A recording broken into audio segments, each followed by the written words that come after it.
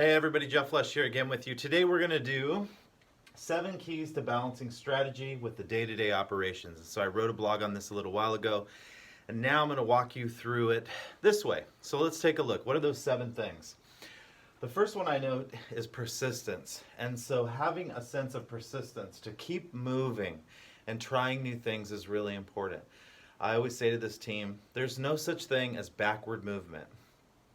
There's no backward, there's no forward. There's just movement. So sometimes we need to move backward to learn, to then move forward, even though, again, to me, it doesn't make a difference. We just need to keep moving. So stay persistent and keep moving. Prioritization. Iterate how you prioritize yourself. So as the business changes, the way you prioritize yourself should also change. So that is very important. So if you stay, for example, if the business moves and changes and a business model changes and you're prioritizing yourself just like you were before, you're behind. You're in the past. You need to get with it and start to prioritize yourself exactly how the business changes. As those needs change, which your clients are telling you about, your prioritization needs to change also. 3, patience. Man, this is a big one. We all as leaders need to schedule time into our day to breathe, to reflect, to just sit, to go for a walk. Really important. If you're not doing that today, I highly recommend calendaring that for yourself on a daily basis. If that feels like too much of a stretch, which I totally understand, because for me it was at one time, do it once or twice a week. You can get to daily, just you've got to start somewhere. Determination. Look, at failure is part of the process. Actually, what I'll say, and this has been said by many people, when you're failing, something's going right because you're doing new things. So failure is part of it. If you don't ever fail, you're just doing the same thing over and over again, and you're going to get the same result as yesterday. So failure is part of it. Stay determined. Organization.